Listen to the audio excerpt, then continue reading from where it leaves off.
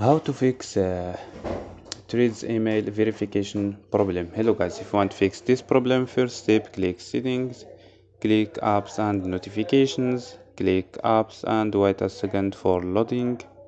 Scroll down for search app or scroll down or search here for Threads. Go to force stop, click OK and go to storage. Click clear data and click OK and click clear cache. After these steps, don't forget restart your phone. So don't forget like and subscribe. Bye.